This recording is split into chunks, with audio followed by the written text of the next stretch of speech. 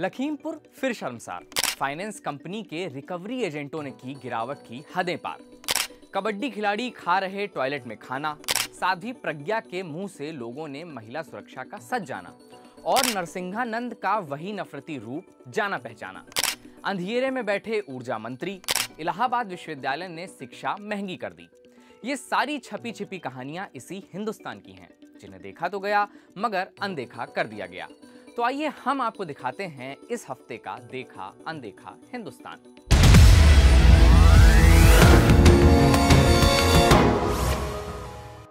देखे अनदेखे हिंदुस्तान का सफर यूपी के लखीमपुर से शुरू करते हैं।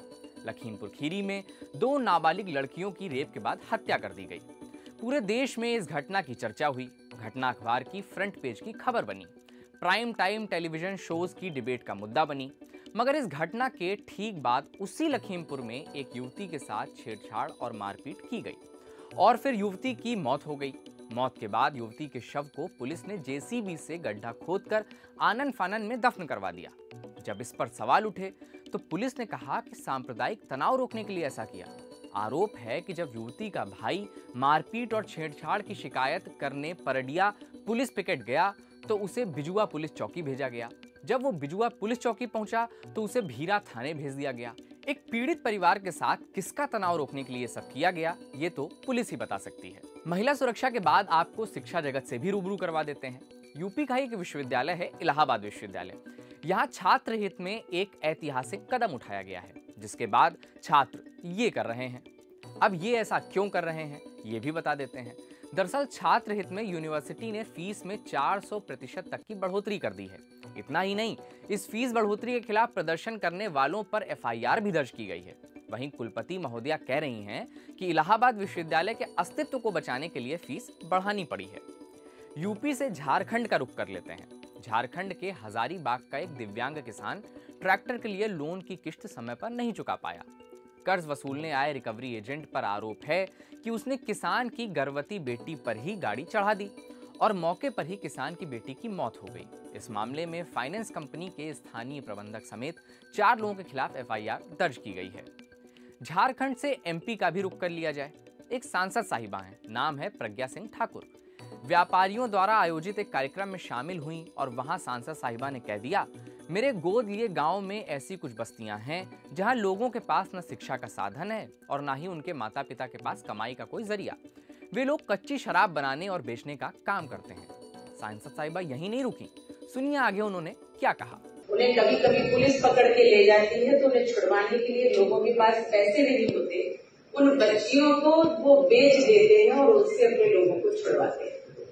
प्रज्ञा ठाकुर ने ये ज्ञान दिया और चैनलों ने चलाया, लेकिन किसी ने नहीं पूछा कि अगर ये आपकी ही गोद लिए गांव की स्थिति है तो वहां लोग खाने और पढ़ने को क्यों तरस रहे हैं।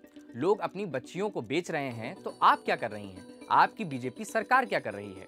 साध्वी के बाद एक कथित संत की बदकही देखिए। नरसिंहानंद ने कहा मदरसों और एएमयू को बारूद से उड़ा देना चाहिए।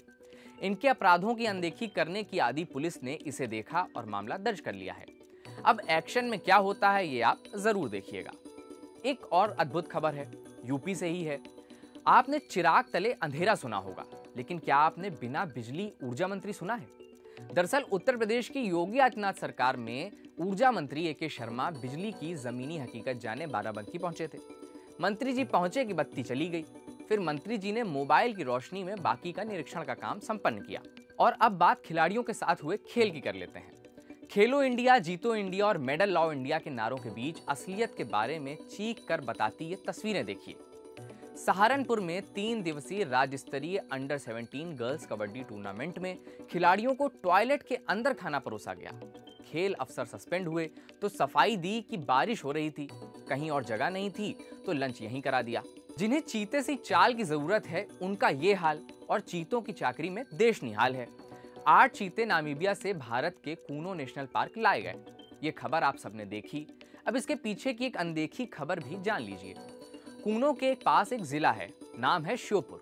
इस जिले में 81,816 बच्चे आंगनबाड़ी केंद्रों में दर्ज हैं। इनमें 27,000 से ज्यादा कुपोषित हैं, 5,000 से ज्यादा गंभीर कुपोषित हैं। सरकारी दावा है कि चीता आ जाने से जिला वासियों का जीवन बदल जाएगा।